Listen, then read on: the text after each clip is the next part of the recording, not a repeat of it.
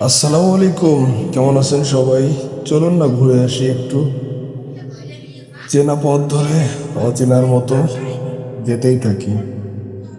কোথায় যাচ্ছি, কেন যাচ্ছি সবই বলবো, ভিডিওটা দেখতে থাকুন। তার আগে বলুন তো, রাস্তাটা কেউ চিনেন কি না? আশা করি অনেকেই রাস্তাটা চিনবেন। আবার যারা এই জেনেদা শহরের বাইরের মানুষ তারা হয়তো নাও চিনতে পারেন। অনেকে আছে আশেপাশের জেলা থেকে এদিকে আসে। আপনারা হয়তো বুঝতেই পারছেন আমরা কোথাও ঘুরতেই যাচ্ছি। এবং কোথায় যাচ্ছি, সেই সুস্বাদু পেঁয়াজু খেতে যাচ্ছি। যে পেঁয়াজু জন্য অনেকে অনেক দূর থেকে আসে, এবং এই পেঁয়াজু খাওয়ার জন্য হাজারো মানুষের ভিড় পড়ে ওখানে। তাই যাচ্ছি আমরা আজকে, সফরটা ওখানেই দিব।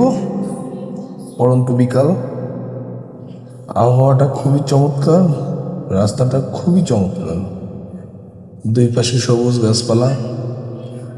আর একটু সামনে গেলে তো মাঠ, পুরোটাই মাঠ।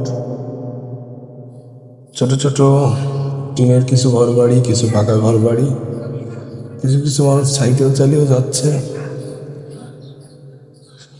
ঈদের পরে যার কারণে অনেকেই আছে ঘোরাফেরার দিকেও আছে, ঘুরছে। আমাদের সেই পরিচিত অপরিচিত, দেখুন আগের দিনের মানুষ এখনো খালি গায়ে ঘুরে বেড়াচ্ছে রাস্তা দিয়ে। আমরা প্রায় চলেই আসছি কাছাকাছি। যেটার সন্ধানে যাচ্ছিলাম, আপনারা হয়তো অনেকে আন্দাজ করে ফেলছেন কোথায় যাচ্ছি। আমরা চলে আসছি প্রায়।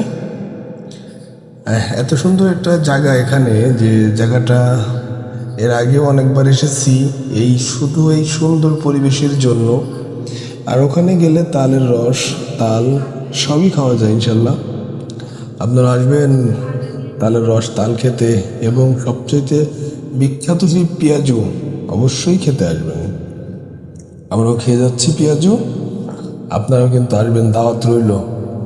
চলুন তাহলে এগিয়ে যায় বাজারের কাছাকাছি। আপনারা তো বাজারের কথা শুনে বুঝতে পারছেন যে আসলে এটা কোথায় যাচ্ছি। দুই পাশে তাল গাছ সারি সারি, মানে প্রাকৃতিক কি দৃশ্য। মাঠটা সবুজ, মাঠে ভরা। এখন ধান লাগানো হয়নি, ধান লাগানো হইলে এই মাঠের দিকে তাকাইলে, ধানের দিক তাকাইলে অসম্ভব সুন্দর লাগবে।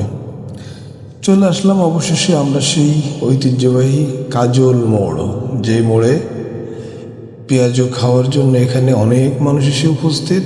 আমরা